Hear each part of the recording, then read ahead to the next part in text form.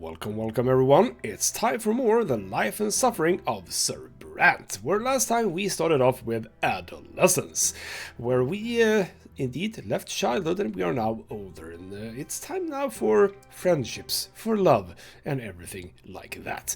And we've come some way. We are indeed 12 years old now, so we've already spent 4 years in adolescence, so to speak.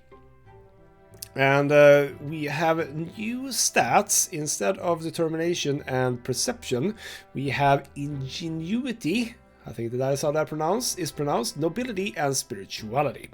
Sort of the three lots that we currently have access to. I don't know if there are any more, but those are the three that we are working with. And in the last episode, I kind of opted to go for more of nobility because we are halfway through adolescence already, and I've only gotten 2 points, one nobility and one spirituality, and I kind of want to go for nobility because there is a destiny thing related to my brother, and I would not be too sad if I could expose him doing something he's not supposed to do. So yeah, we'll see. I'll probably try to move nobility up to 4. And if I can't do anything else, I'll do that. But, we are indeed moving on. We are now in the year 1130. It is springtime and something is going on. 12 years old now, you overhear an important conversation. It is spring night and Mother has just sent everyone to bed. You walk past Father's study and hear voices coming from beyond the door. Grandfather is yelling and Father is replying quietly. The elder Brante men are fighting, arguing about the place of the commoners in the city. You sneak outside to avoid Mother's attention and hide next to the open window of the study. Perhaps they'll mention you too. And my grandfather goes, "That low-life idiot had the gall to pay me a visit and beg for some service. He had the insolence to ask me outright. He thought I was going to support his claim for the chairman's seat in the lesser quorum. How dare he?" Okay, so the quorum apparently is that going to be like a legislative, bloody hell, legislative. English is hard sometimes, okay? Basically, we're talking about the state or senate or whatever, some sort of a thing, possibly. And my father goes, "Father, please listen. Mayor Egmont may be low-born, but he cares a lot of clout in Magra. He owns 5 iron mines. A friend like him could be quite useful. Should he become the chairman of the lesser quorum?" "I don't give a damn who this Egmont is, Robert," says grandfather. "What he is, however, is low-born. His lot is humility and obedience. The likes of him can never rule anything. They're nothing but a flock of sheep that need a firm, noble hand to guide them." I think that in some ways my grandfather is just a touch too narrow-minded, because as my father said, he has bloody 5 mines, he's probably bloody stinking rich, and saying that they're just a flock of sheep doesn't really sound like the truth, does it? But Gregor here, he's very set in his ways, isn't he? "I wasted so many years trying to quash that quorum degree, but that accursed Cornelius Tempest did everything in his power to make the Emperor sign a pathetic screed. And now even lowlifes can wield power. True power, Robert. He has the right to discuss the size of the Archduke's tax, nothing more," is apparently what they're doing, says my father. And back to grandfather, "That is only the beginning. What's next? Are they going to arm the lowlifes now? Make them into judges? If the Empire rejects the foundations and the lots, the entire edifice will crumble. Bah, who am I telling this to? It is already crumbling, and you, my son and heir, are the harbinger of its destruction." So maybe it's not me who's gonna destroy everything, maybe it's my father. "Father, I'm begging you, I do not wish to marry a 3rd time. Lydia is a good wife and a dutiful mother to my children. If you'd only allow her to, I will allow them nothing. Neither Egmont nor that freeloading wench of yours. What will you want me to do next? Live by the laws of the lowborn? I can already see where this is going, and I'd rather run my own sword through my gut than live in a country where nobles and lowlifes share the same rights." Bloody Christ. I mean, some places in our world we have it bad, but not like this guy wants everything to be. My only dream is to see the name of Brante in the blue book, but that dream will never come true. They will never call me Venerable L. Brante, and it's all because of this marriage of yours. My only hope now is to hear Stefan addressed in such a manner one day. Thank the twins that didn't let you ruin the boy. He's about to grow up a true nobleman. His children will bear the name of L. Brante. You have 2 more grandsons, you know, says my father. Those spineless milksops from the common lot, they're incapable of anything. Hey, you kinda like me. That doesn't sound like you kinda like me. The best your middle son could do is sneak into the Imperial College and get ennobled by the mantle, although I have grave doubts about even that. As for the downtrodden Nathan, I hold out no hope for him whatsoever. Well, that's a bit harsh. You hear grandfather's heavy footsteps, the thudding of his cane, and the slamming of the door. It is time to sneak back to home before you're discovered. Let's do that. And, wait, what? How did we get power in the province because of that? Well, apparently we are... Okay, so how does this one work? Current balance in the power of Margaret and who rules the province. Old nobility in power, not right now. Currently overseer in power. It can become a struggle for power, and then commoners in power and reign of terror. Why would it be reign of terror just because the commoners are in power? Well, I suppose, seen from the nobility's perspective, it would be a reign of terror. But it doesn't have to be otherwise, does it? Alright then, so what this means is that the commoner now took something back. Well, that's good of them, I think. Alright then, school begins. You started studying at the school of Sir Tibor and began to master the sciences. Lovely. So that's at 10 years of age then. A storm of expectations. Ooh, we'll wear fancy hats and everything. Cool. Finally, the day comes when the teachers stop coming to the house. But before you can breathe a sign of relief and put away the books, Father asks you to come to his study. You've grown, my son. It's time for you to continue your education away from home. I've chosen a deserving school for you, Sir Tibor's school for the children of noblemen and well-off commoners. Naturally, it is not a boarding school for nobles, so you will study there during the day and come home in the evening. You share the news with your best friend Thomas, who says, Sir Tibor's school, eh? Yeah, I gotta ask my parents to send me there too, as soon as they get the coin together. Father says his workshop has toiled day and night for years to save up for my education. Hopefully it can go at the same time as me then. The school is based on an ancient estate of Arcane design. The classrooms are tall and spacious, and with massive benches. The sounds of scraping quills and lectures on history and imperial law and theology echo under the vaulted ceilings. The rules are strict, the lessons tiring. Restless Thomas keeps getting distracted, and several times he gets his hand slapped with a stick for it. So he actually does come with us then. Good. Every teacher demands flawless mastery of their subject. Every day Father asks you about your studies. You have already told him twice how Margaret joined the Empire and how the nobles' court of honor is different from the commoners' civil court in the city prefecture. But Father keeps pressuring you to work even harder. When it is time to go to bed, Mother will not let you go to sleep until you recite a newly learned prayer for her. And when it is time to go to school, you promise her every day that you will behave with great humility and steer clear of insolent behavior of any kind. For you still live by the commoner's lot, and that lot is hard work and suffering. Your first month of school draws to a close, and the teachers announce that there will be exams at the end of the month to determine the best and the worst students in each subject. So not only do we get to know who's the best, but also who is the worst. That's, yeah, also in line with how this world works, I suppose. So Father insists that you devote all your spare time to studying law and history if you wish to follow his footsteps.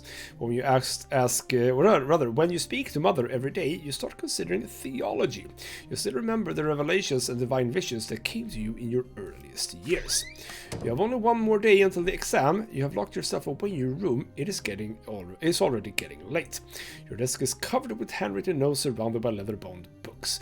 Just looking at them makes you queasy, but you have to read through all of them again, at least for one of your subjects. There's a nagging thought on your mind. Thomas ended up in big trouble the other day. He got in a fight with several boys who lived next street. They heard about your wooden fortress and got in an outrage by the fortification built by commoners. They swore to dismantle it tonight. Thomas swore he would defend the fortress until the end. Perhaps you should abandon the books and rescue the friend in need. But then you hear little brother Nathan knocking at the door. He stands there shyly, not saying a word. He often does that, standing still and staying speechless until either of you speak first or he runs away. But this time he actually says something. And Nathan goes. The door is locked. Are you okay, Chris? Is there anything I can do to help? Your head is spinning. This is the last evening before the school exam. If you fail, your family will be very disappointed. You have to refresh your memory on law or theology, either one or the other. But Thomas and your fort are about to be stormed. Why today of all days? You grind your teeth in rage at the thought. Nathan is by the door, trying not to bother you. He wants to help you the only way he can, for reasons known only to him. Will you accept his help? Oh, bloody hell. This is like the biggest bloody decision so far.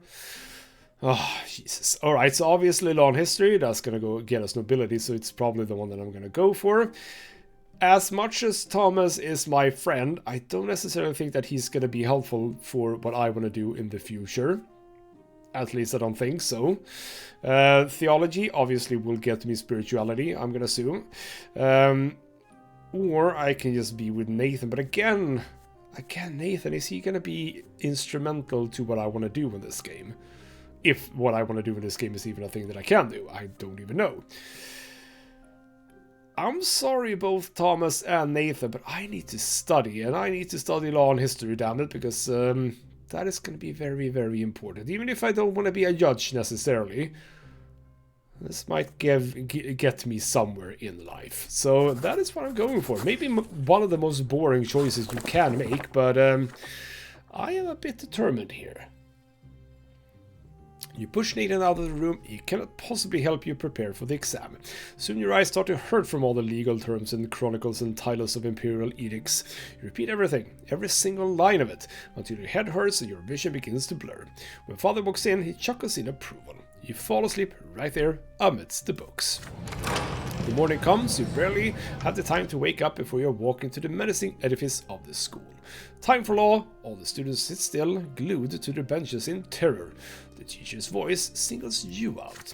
If a commoner insults a nobleman's honor, how ought he to be dealt with according to imperial law? Bring the commoner to the prefecture, where the judge will sentence him to corporal punishment.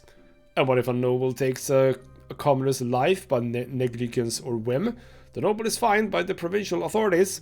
Surprising yourself, you give the correct answers to these questions and the many more that follow. The next topic is the history of the Blessed Archean Empire. You masterfully recount the history of every province as they merged with the empire, from Monia to Magra. Then you recite the names of every tempest who has ruled the empire. You conquer every question the teacher asks you without confusing a single date. You get the highest grade in law and history and an average grade in theology. You relay the teacher's praise to Father over dinner. He smiles, pleased with you. And, ooh, bloody hell, my father really likes me now, which is good. Well done, my son. I can see how hard you have been working. Keep at it, and you will be among the Empire's greatest servants. I am proud of you. Isn't that what every kid wants? Their father's praise. So that's it. We also get +1 on nobility. Fair enough. Nothing else, though.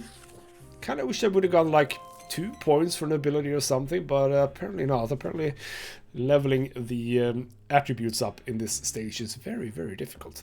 And indeed, we are now in the fall, same year. Noble titles.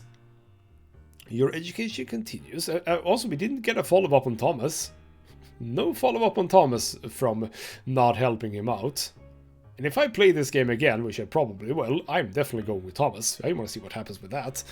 As you study imperial law, you come to realize that there is a certain hierarchy even within the noble estate.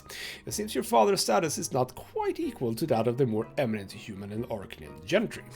You return home with this new information at your disposal. Father asks you about school after dinner, and as he always does. And what is the difference between nobles of the mantle and those of the sword, Chris? You already have an answer ready. The latter status is hereditary, meaning that it is passed down from father to son. After the Archnians, nobles of the sword are the most eminent humans in the Empire. They own land and estates, they fill offices of the highest ranks, and the names of their bloodlines are preserved within the Great Blue Book. Nobility of the sword can only be granted only by the overseer of the province and the emperor himself. Or the emperor. And how are such eminent people addressed? With the honorific L before the last name, you respond. Very Spanish, but sure. Sir Augustine Elborn, for example. Father passes you on the shoulder, clearly pleased. And what about the Archnians and their status? What have you learned about them? The Archnians stand above all human gentry. They are born to rule over the humans regardless of their titles. No L is required when addressing them. They need no honorifics, for the names of their ancient dynasties are known to all. Father nods somberly. Well, yes, we can never be their equals. Do whatever an Archnian tells you and never defy them, ever. So we're gonna get a situation where we can defy them. Gotcha. And what about grandfather and me? Where do we stand as nobles? That is easy. Father and grandfather are nobles of the mantle. This title cannot be inherited, but it can be earned by any commoner as a reward for great service to the Empire in the Legion or as a civil servant. Father suddenly grows quiet and looks you in the eye intently. Yes, and someday you will earn a noble title too, son. All in due time. Well, we shall see exactly how that works out, but I am moving a bit towards that, so it is not impossible, no. So, signs of the nobility, but that is, isn't that Thomas? Okay, we'll see. Sir Tibor's school, yeah, it probably is. Sir Tibor's schools teaches children of all stripes, nobles of the mantle, and the lowborn parents can send their sons here. In every passing day, the children of noblemen invent new ways to stab and bully the commoners. Most of the time, the bully leading them is Diederik, the son of the secretary for the imperial chancellery, and a self-important Slav. The sons of noblemen never pick on you, however, they know that your father has been ennobled by the mantle. However, Diederik and his retinue soon choose Thomas as their favorite victim. Time and time again, you ask your friend not to pay them any mind, but again and again, Thomas grows angry and snaps at their self-satisfied mockery. It is early morning. The students are busy flocking to the classroom for the next lesson. You wave Thomas over when you see him. He waves back at you, and then a bucket full of slop splashes on him. Needless to say, it is the work of Diederik and his entourage. You hear his familiar creaky laughter. Taylor's son stink. How dare he sit next to decent folk? Thomas clenches his fists. You're dead, Diederik, he shouts. He throws himself at Diederik's haughty entourage like a soldier ready to wage war. He attacks them first. This is just what they expected, and they are free to retaliate. He barely makes one movement before 4 pairs of hands grab him at once. Diederik sneers and kicks your friend in the belly. Thomas gasps for air and starts coughing. You stab between them and Diederik readies another kick. The nobleman's son cocks an eyebrow. Why do you mingle with commoners, he asks. Your father is a noble of the mantle. You ought to be friends with your own kind. You're equals, not the dirt beneath your feet.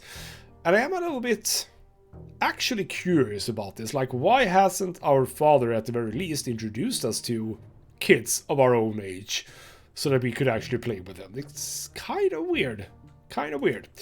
Behind him, 4 boys hold Thomas down as he struggles furiously. The other students are watching you, frozen in fear.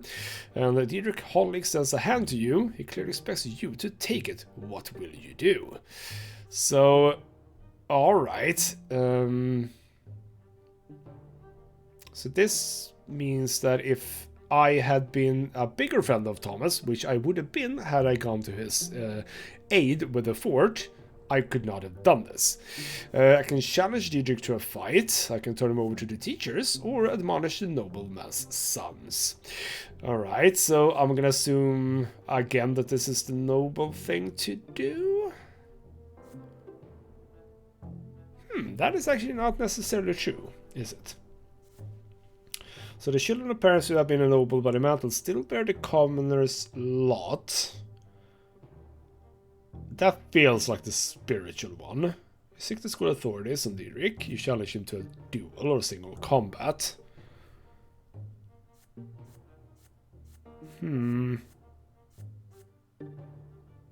It could be that this is the nobility one, because, you know, we're on the of the same kind, so to speak.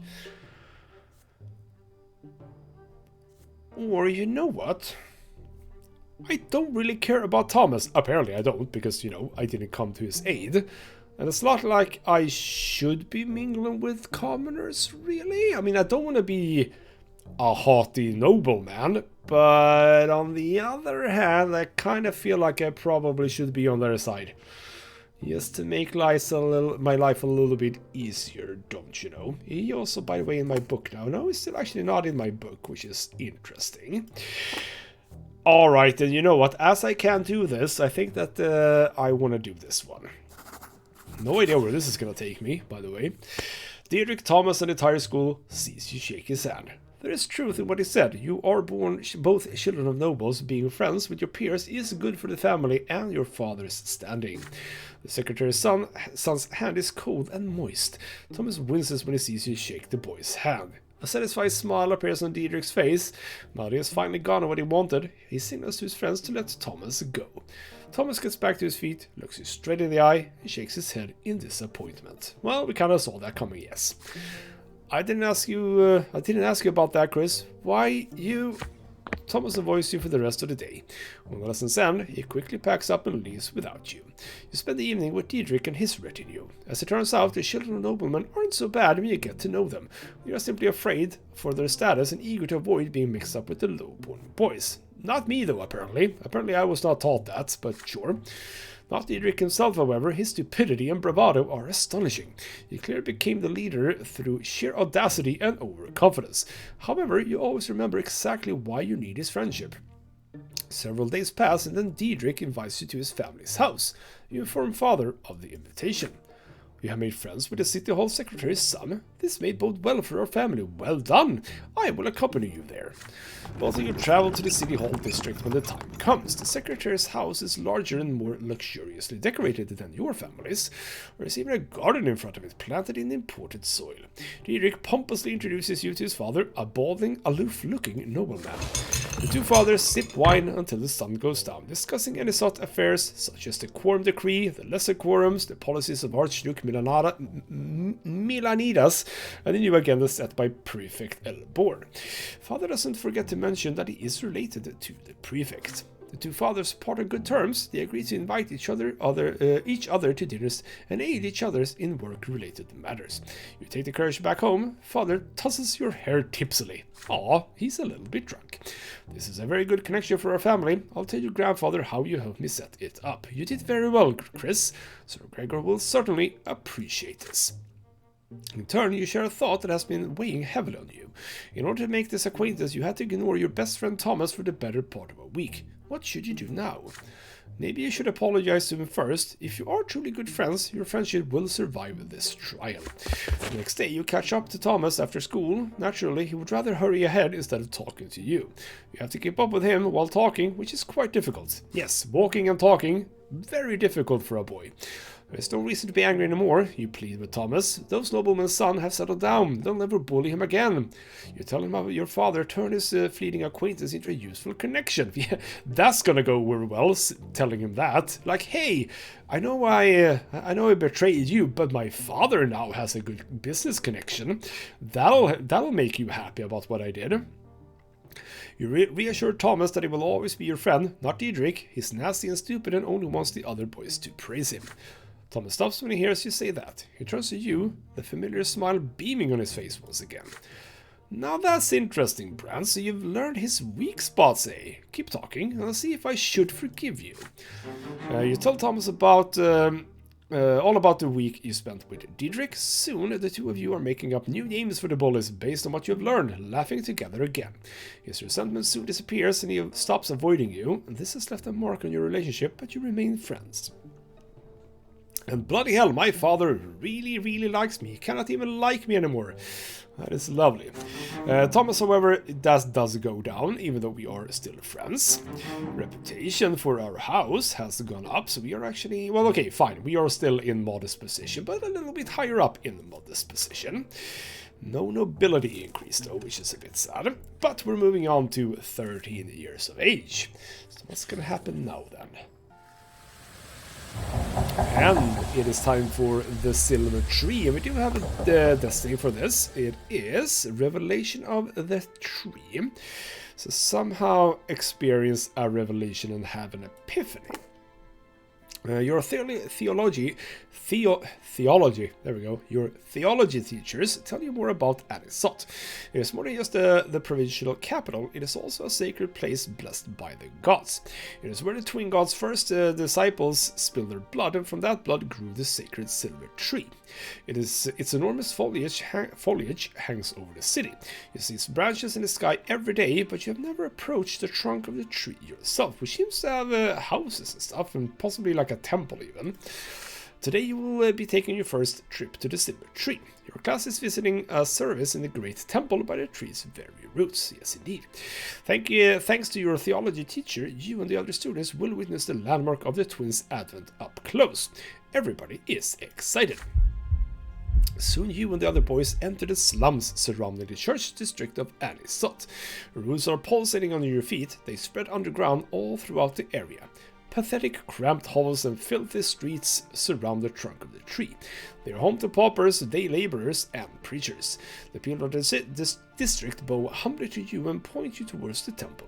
They seem at peace despite the abject poverty in which they live. Kind of interesting that this important landmark is surrounded by poverty. It kind of feels like maybe it shouldn't, but I suppose that's how it goes sometimes. All who live directly beneath the tree are filled with its divine grace, your teacher says. People come here to make peace with the world and their faith in it. Your class is unusually quiet. Everyone is listening to the rustling of the leaves and the underground beating of the roots. The sky above you is obscured by the tree's canopy. You find the temple of the twin gods right next to the tremendous trunk of the tree. It almost seems a part of it. There's a crowd there, pilgrims dressed in traveling clothes, paupers and beggars, common people of the city, and the occasional well-dressed noble. There are arguments among some people who are gathered in separate small groups. Many people are wandering about, staring upwards at the tree's branches. The tree presses you with its might and the calm emanating from it. You are filled with a desire to sit down and think of the world, to learn something about yourself, to touch the silver-white bark and hearken to the whispering leaves. You are distracted enough to fall back from the rest of your classmates. You notice a small path. It should take you right to the trunk. A tall red-haired woman walks out of the crowd of pilgrims. She is wearing a worn white robe.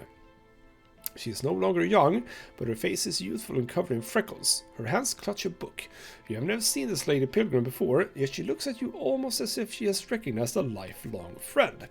She beckons to you and says her name, Matilda, a preacher from Astinia. What she says next shakes you to your very core.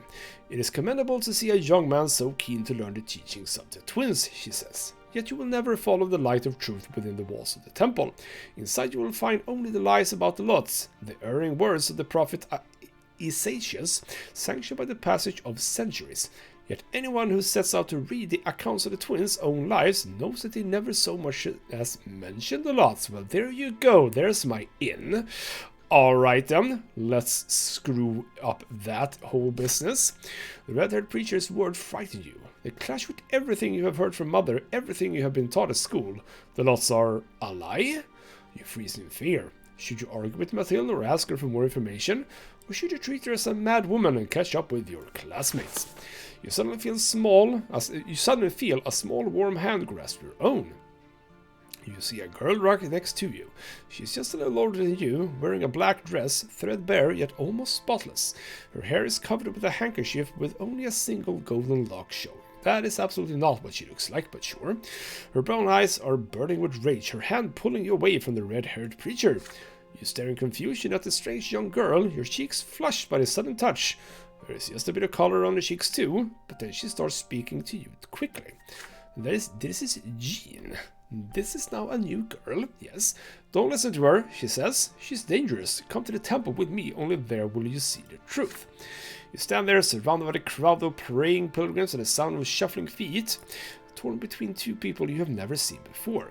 and each of them expects you to follow her.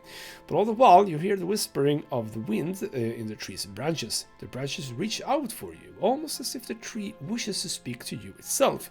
Can you hear its voice? And yes, it is as I imagined.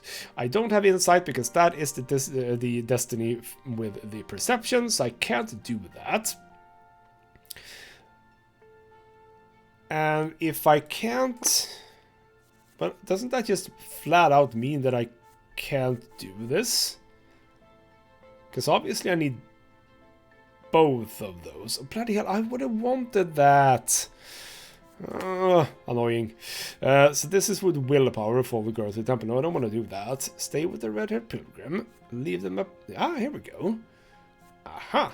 This is what I want to do. I want to leave both of them and approach the tree. Come on, tree. Give me your wisdom. I plead. The tree is beautiful. The silver-white foliage stretches and spreads towards the sky, held aloft by a trunk so thick it would be a challenge to walk around it. While these rustle and whisper peacefully in the wind, the tree, it seems to speak to you. You walk away from the odd-looking preacher and the young acolyte, ignoring them as they call out to you. You walk around the temple and the crowd of people, getting closer to the tree with every step. Then you extend a shaking hand and touch the bark. It is unusually warm. You can feel a pulse beneath the roots. The tree is alive. I mean, yes, sort of every tree is alive, so... Well, I am not that perceptive, I suppose, so fair enough. The roots are so gigantic they form large grottos, spaces of air embraced by the roots in the ground. You squeeze into one of these grottos. It is unusually bright and quiet, shielded from the noise of Anisot. Right now, there's only you and the tree. You sit down, there are leaves rustling all around you. The only noise you hear is the beating pulse of life that flows through the tree. And this pulse beats in time with your own heart. You feel clarity and calmness, free of doubt and frustration. The tree speaks to you, or are they your own thoughts, so strange and familiar and eye-opening?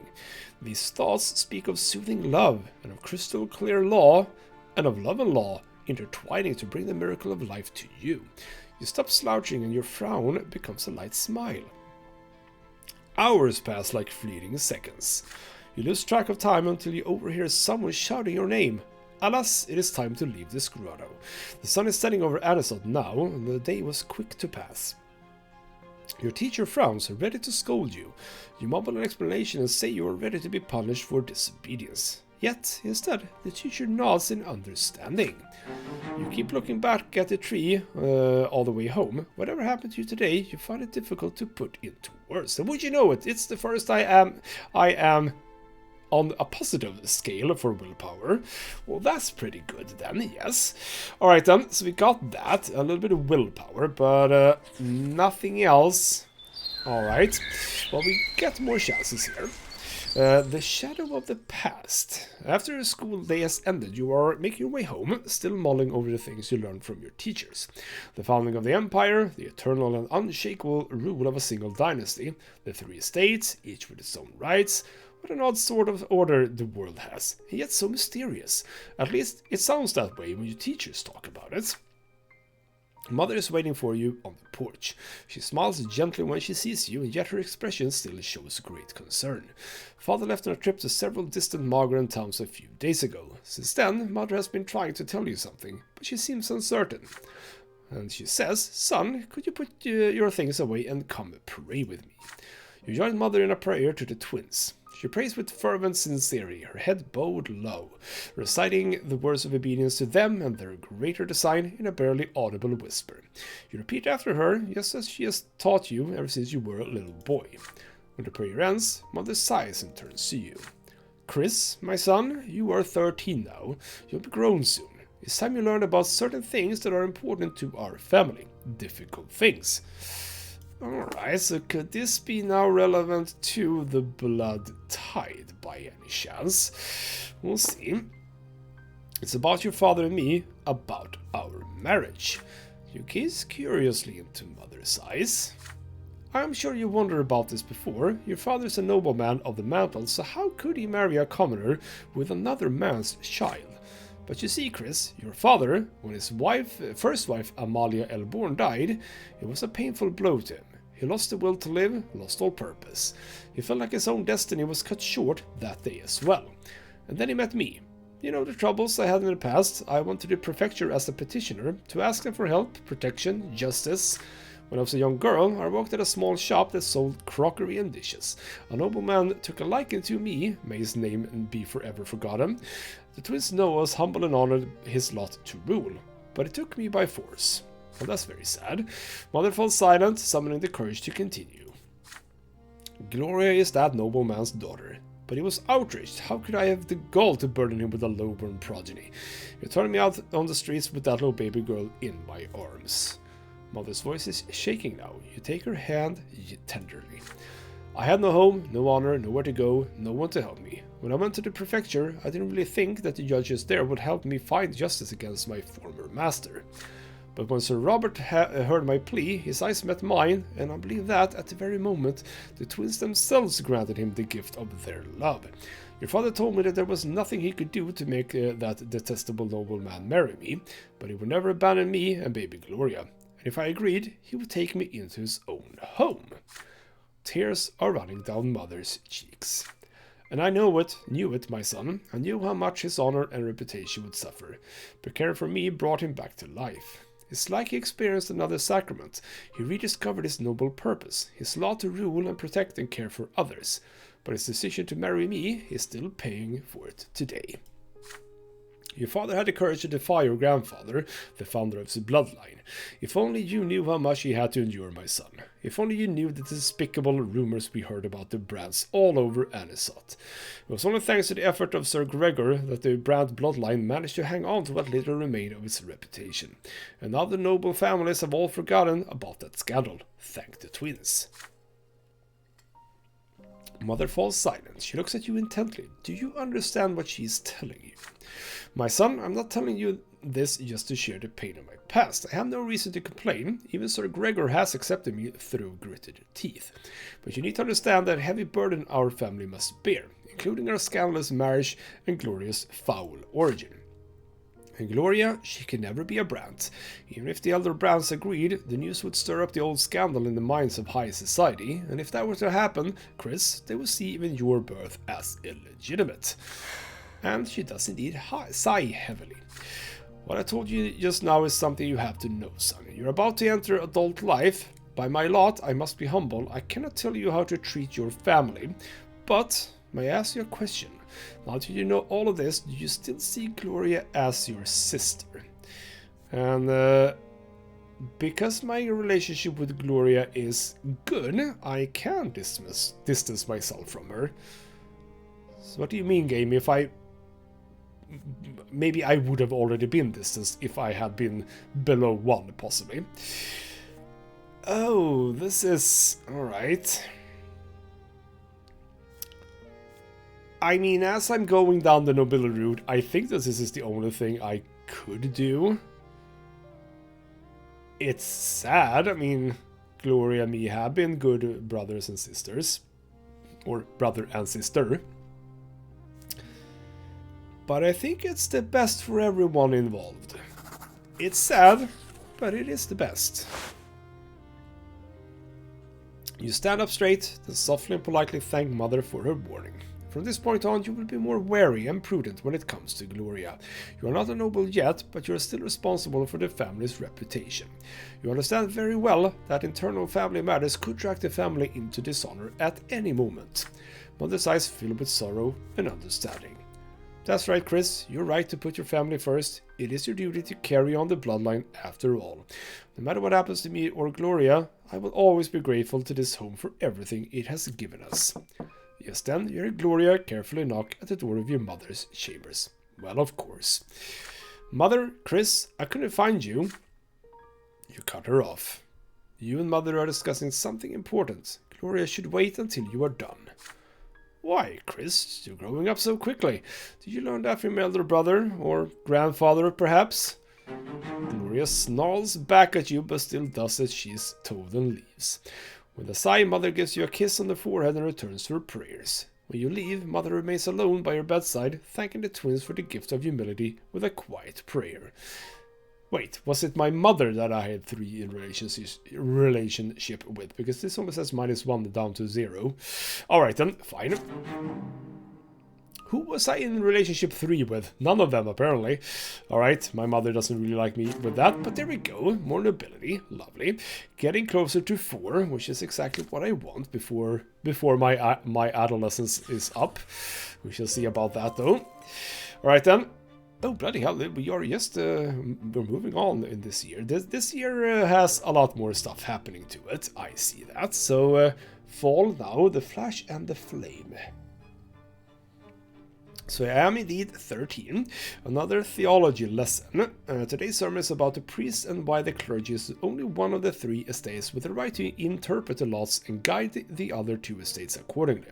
Thomas sits next to you, huffing and puffing as he fervently writes down the teacher's every word. But you've heard all of this from Mother many times before, so you take this moment to daydream a little. Father promised to take you to the capital once your studies are complete. But the teacher suddenly casts a stern look around the lecture hall and raises his voice at one of your classmates. A boy by the name of Brian jumps out of his seat. The teacher asks him to repeat what he has just said. Brian freezes and seems to shrink. He tries to muster a reply, but nothing comes out. The class becomes agitated. Someone is about to get punished. The teacher now looms over Brian. The boy's cheeks are flushed and his eyes are covered in tears. You all watch the teacher's iron-bound book as he raises it sharply, about to strike. Brian shrieks and raises a hand in front of him. A sudden flash. The teacher screams and buries his face in his arms. His hair is ablaze and his skin is covered in horrible burns. It's magic, real magic, just like in the books about the Magra Rebellion. The class freezes in shock. There's a dull thud as the iron-bound book falls to the floor. Bloody hell, is Brian like a mage? Well, we gotta be friends with him then. Brian's hysterical laughter rends the silence. He stands up from his bench, fire in his eyes and sparks in his fingertips. There are screams now. Students run for the door. The teacher tries to extinguish his burning hair. Brian snaps his fingers and the books of Isaias on the desks turns into a pillar of flame. He laughs and raises his arms and the curtains catch fire. Bloody hell. Alright then. The screams grow louder as the fire howls. Brian's face is tense and violent. His mouth is spewing flames and his whole body shaking with laughter. He steps towards the door. You and Thomas glance at each other. He's going to burn the whole school down, says Thomas. Your friend's determination makes you brave. You run behind Brian and knock him off his feet. You both tumble to the floor. Even though his clothes, his body sears you to flesh. No, sorry. Even through his clothes, his body sears your flesh. There we go. Brian screams, convulses, and grabs Thomas by the shoulder with his burning hands. Thomas howls but stays put, then knocks Brian senseless with several fierce blows to the head. There are servants fussing around the room now. They put out the fire and take away the teacher, his body covered in horrible burns. You and Thomas remain next to Brian, who's lying on the floor, silent. Soon, 3 men in black cloaks enter the doors of the school, each bearing an edict sealed with silver. The Inquisition! Well, you never expect those, do you? You and Thomas are told to step away from the witch. They lock Brian's neck in a silver collar and take him away. One of the Inquisitors remains behind to tell the students what happened. That was magic, he explains, the ungodly power that twists the mind of men into savage instrument of murder. Only the sacred shackles of silver can hold it at bay. Only the power of the twins can save us all from its evil grasp. The next day you are forbidden from ever mentioning Brian's name again. He is no more.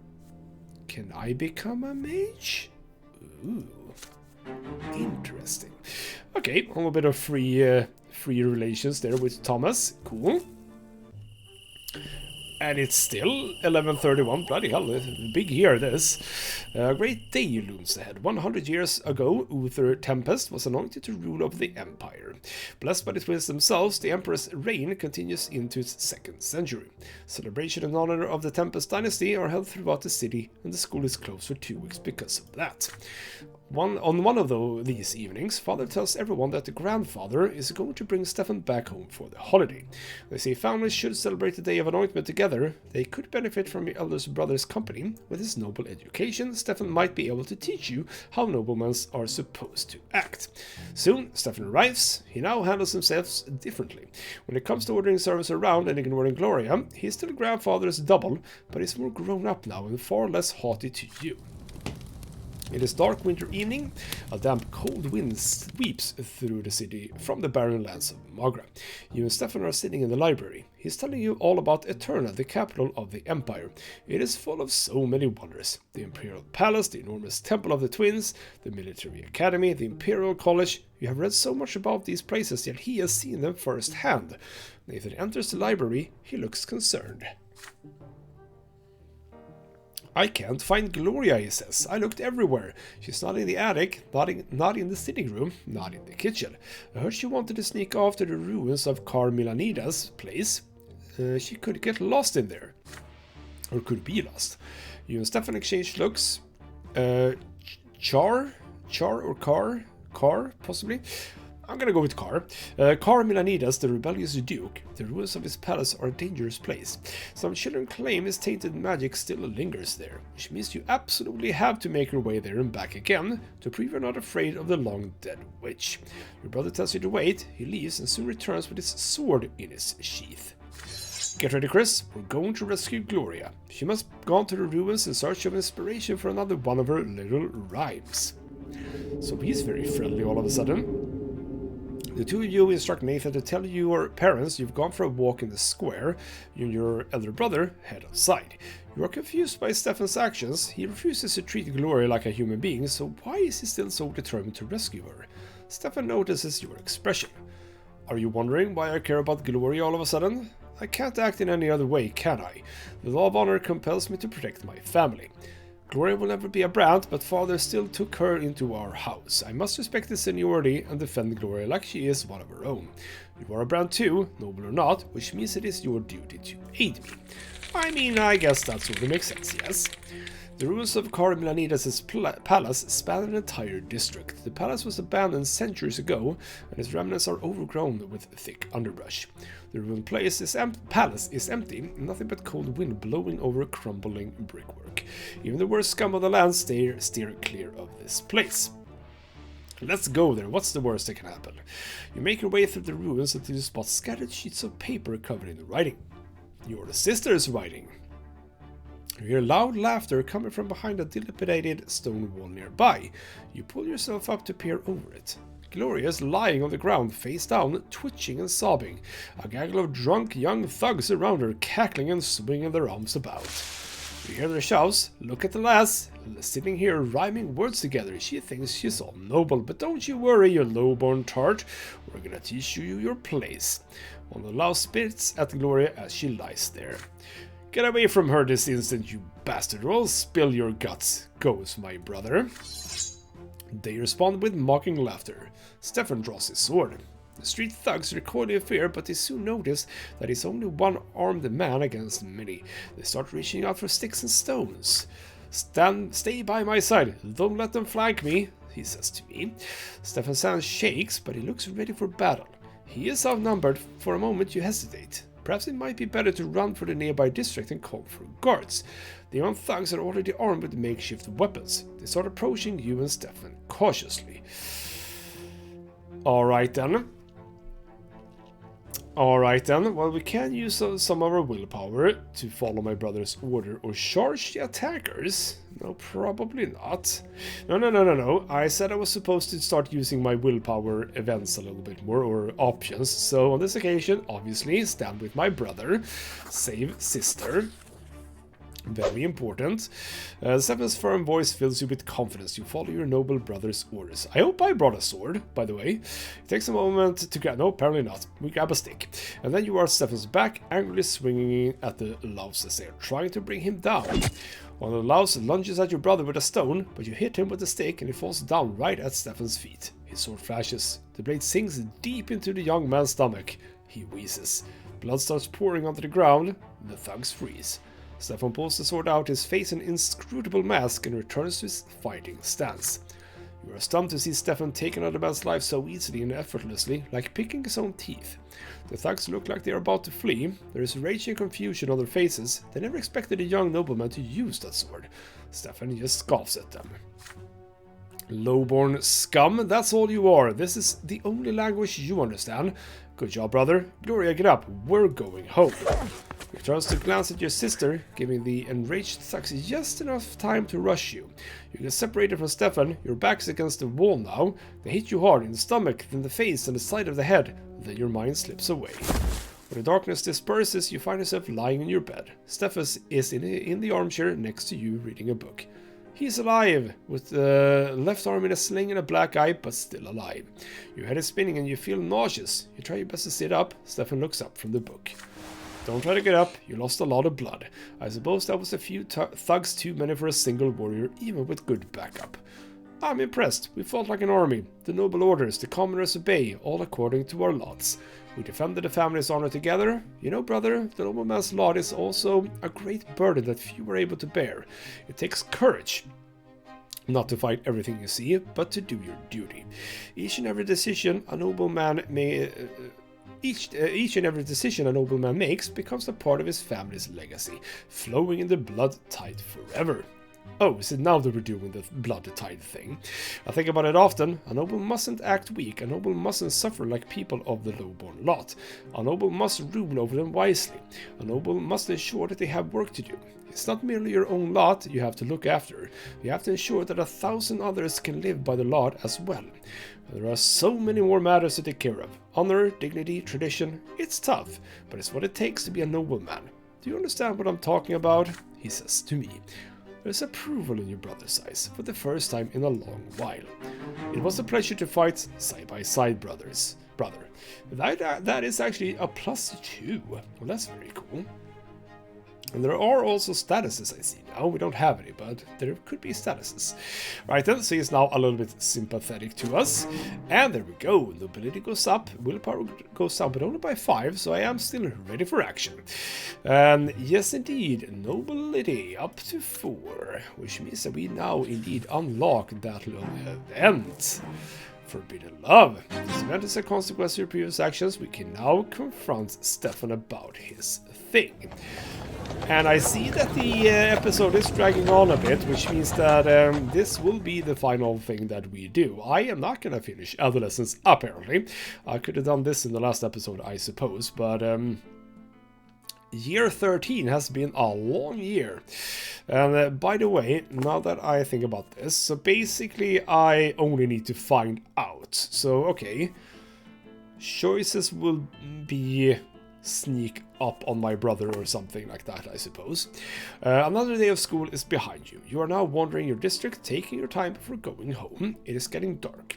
Soon you're walking past the splendid mansion of Count El Velasco, one of Margaret's richest landlords. Yes, we know about them. We hear a familiar voice from the other side of the iron fence. It is Stefan's voice. It is followed by the sound of a young lady laughing. You peek through the fence and into the mansion's garden. And indeed, there you see your elder brother, dressed like he is going to meet the Emperor himself. He's currently busy helping a pretty young lady out of the window. She locks him in an emotional embrace. You recognize her. Maria El Velasco, Count El Velasco's daughter. And as the whole city knows, she is already betrothed to another young nobleman from a far more illustrious family. Ooh, Stefan, you dirty, dirty man. Oh, Maria, he says, I thought I would help you come down to earth from your heavenly abode, but your very touch brings me to the heavens. Well, aren't you a smooth talker? Bloody hell.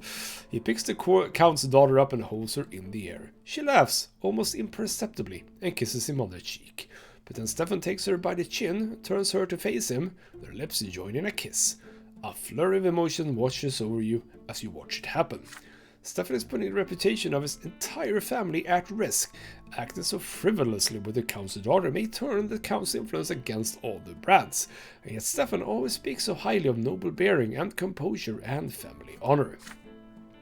Stefan's face is glowing with joy. Your older brother, he is happy, truly happy. You have never seen Stefan like this, as his arms hold the Count's daughter in a tender embrace, so gently, as though he fears to hurt her. And Maria reciprocates his feelings. Must you really rob them of their secret joy?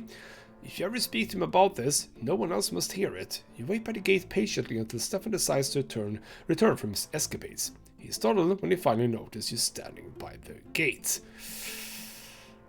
So it kind of feels... I mean, if we go here, I have already found out the thing, so I don't think that actually... this will matter. If Stefan keeps acting like this, he will bring disgrace upon the entire family. I can literally say that, hey, I know what's going on. Or I can say, you know what, let's be friends about this. Oh, this is interesting. So if I do this, obviously he's gonna like me more. If I do this, obviously I'm gonna go for even more nobility, I presume. But on the other hand, you know what, on this occasion I am already at 4 in nobility. And we sort of got closer to each other before. To the point where we might actually start liking each other. You know what, Stefan has been a bit of a bastard in the past. But we might, as we are growing up, start to realize that indeed the world is bigger and more complex than it was when we were children. So, you know what, Stefan? I will be your accomplice in this, so to speak. So, Stefan goes. What are you doing here at this late hour, Chris? Is there something you wish to tell me? You confess to Stefan that you saw him today in the Elvalesco garden with the Count's daughter. This affair puts both families' honor at risk, yet you say you're happy for him. You can see how much he cares for her. No matter what, it is worth the risk. Stefan can trust you with his secret, you assure him. The two of you will keep it together. Stefan reacts to you with anger first, but your supportive words calm him down. You got all the makings of a professional spy. Well, I just happened to walk past and you were very loud about it. But you are right, the risk is too great. Your raid will not go amiss. You are no nobleman yet, but I hope that your word is worth my trust. From that day on, you help Stefan and Maria avoid attention on many occasions. You even have to distract Elvalesco's manservants and lead him away in a wild goose chase through the district. I didn't really think that I would be engaged just that much, but alright, fine. In the end, you are never caught and you earn your brother yet another night with his beloved. They are both aware that the days of their hidden love are numbered. But how will your escapades affect the family's reputation? You and your brother agree, whatever happens, happens, young love is worth the risk. And I actually do get both spirituality and ingenuity on that one, which is actually good, because as I said, I am already at 4 for nobility, which means that I am a noble character already. So getting both spirituality and ingenuity on this one, I feel is fine. And there we go. Event has indeed happened. I have found that out. Lovely. So are we moving to... We are still not at year... Oh, bloody hell, there's a lot of stuff going on here. Alright then, well, we're gonna finish off year 1131 at the very least. So yes, indeed, we now have that is in the bag, so to speak. Alright, Trade of the Assailants. Before long, the entire city hears how a gang of lowborn thugs assaulted Stefan Brante. Grandfather ensures that the brash young men are found. Some of them are taken into custody as soon as Lesser Death releases them. Grandfather seeks vengeance on those who hurt his favorite grandson. Prefect Alborn, a friend of your family, promises to personally oversee the trial and ensure that justice is served. Stefan and Grandfather decide to stay in Anisot until the trial ends. Grandfather demands true death for every single assailant. You ask Father to explain something. How can a legal court sentence criminals to true death? How can worldly judgment overrule the twins' law? Your words are true, my son, says my father. Their law is second to none. Yet the twin gods also made the empire and all its ways. The court of law exists to execute the laws of heaven here in the world. Should the court of law sentence a person to death, the law high above will always enforce it. And so every execution brings true death. The commoners who assaulted Stefan, a born nobleman, have committed a grave offense. There is no doubt about that.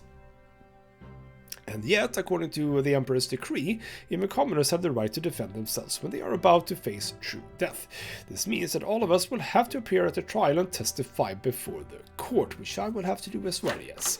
Evening comes, Gloria visits your room. She looks crestfallen and her fingers keep reaching for her long hair. You put away your school books and ask what is bothering her.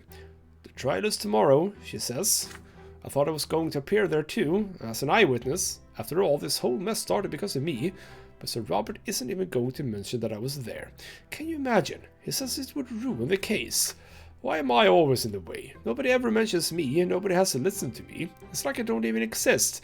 And I thought Stefan standing up for me finally meant something. Maybe I will become part of the family. But no, everything is back to usual now. Gloria tries her best to hold back the tears. You do your best to comfort her. Father just needs to keep the family out of trouble. If Sir Robert believes that I only bring trouble, why did he take me into the house at all? Gloria runs away. You return to your books, but you can't help but get lost in thought. What if they told the court you weren't there either? How would you feel then? There is a knock at the door. It is Father. He closes the door behind him and sits next to you. There is an exhausted look about him. Son, you will be testifying before the court tomorrow. Please remember what I'm about to tell you. Gloria wasn't at the ruins at all. You went there with your brother to inspect this historic site. The Nobleman insulted Stefan first and then attacked him. Stefan had managed to deal with the assailants on his own by the time the guards intervened. So, yeah. A judge trying to lie to the court. My father is not really stepping up to be a good judge here, is he? Gloria will cast suspicion on the case. If we mention her very existence to the court, her very existence, like, does she even exist? The reputation of the family will suffer. Your grandfather will never forgive me if that happens. Do not let me down, we're all counting on you. You recall the night of the fight like it was a moment ago. Gloria sprawled under the feet of those cackling thugs. Her poetry, her greatest treasure, scattered on the ground. She thinks she's all noble. Those were the words they spat down at her.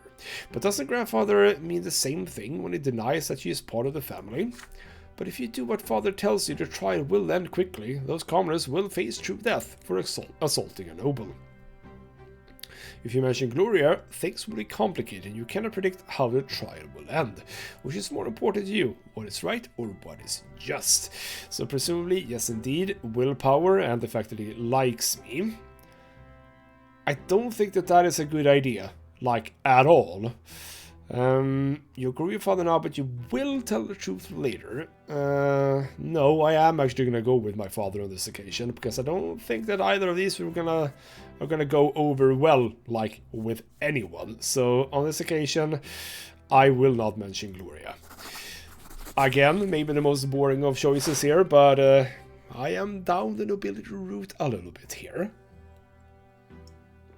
I nod in agreement. You will follow the family's plan for the trial to the letter. A faint smile appears on father's fatigued face. Thank you, son. This is an important case for our family, and for me as well. I appreciate your support. The day comes. The trial takes place in the lesson hall of the city prefecture. Sir Elborn himself presides as the judge. You are seated next to father and Stefan. You testify to the court one after another. You echo your brother's testimony to the letter. The young commoners insulted you as you were walking by the ruins, then they assaulted you. Stefan defended you. The lives of the four thugs are forfeit. Sir Elborn rises to deliver the sentence. The court of Anisot judges you guilty of assaulting Stefan Brante, a nobleman. All four defendants are sentenced to true death by hanging. There is no wind. There is no wind. Alright, there is no wind, but you feel a gust sweep through the hall. The defendants turn pale. Their mothers are bawling and crying. Everybody in the court feels the dreadful power of the law, and it is stern and just. That very power has been invoked by this sentence, and by that very sentence the lives of the four young men are literally forfeit for all eternity. The gallows await. Stefan and grandfather stand in the front row. The wood creaks. The trapdoors open. Under the young men's feet, they dangle in the air, wheezing and reaching out for support with their feet in their final moments. Father lets out an inaudible sigh of relief. It's all over now. When Gloria comes back home the day after, she refuses to eat dinner and locks herself in her room. Before she leaves, however, you notice a scratch on her face, and her hair is disheveled. You go to her room and knock at the door, but she will not open. Then she finally replies, she has already gone to bed, and you should leave. Did you do the right thing during the trial? Your sister is still being bullied. No one knows she has a family to defend her, and Gloria does not want to be defended now. Those 4 commoners saw no mercy. Their lives ended for assaulting a nobleman. What did you seek to prove with this, and to whom? Was it worth it in the end? As I said, the game very much goes against nobilities. A little bit on the nose sometimes. We are getting relationships with my father, but we are already maxing out here. And obviously, Gloria is now a little bit peeved with us. Reputation for her family goes up. We are still in modest position, but moving up to renowned among nobles. Unity, however, goes down because indeed Gloria did not really like that. So there we go, and finally the year is over. And this is where we put an end to this episode. Bloody hell, 1131, that was a year of many things happening, but now we are at year 1132, and well, more things are gonna happen. We still haven't gotten up to ingenuity and spirituality before, but I am to spirituality at the very least, so we'll see if I can manage to get those up and do more of these destinies. Can't do that one, that's gone. Can't do that one as I didn't get the perception check in the first, or rather during childhood. Still can meet a girl, so I mean, if it isn't Sophia, who is it? That'll be interesting to see. Some more of this is gonna come, obviously, in the next episode. For now, though, this has been ghostmutgaming with me, Christopher. Thank you so much for watching, and I'll see you next time.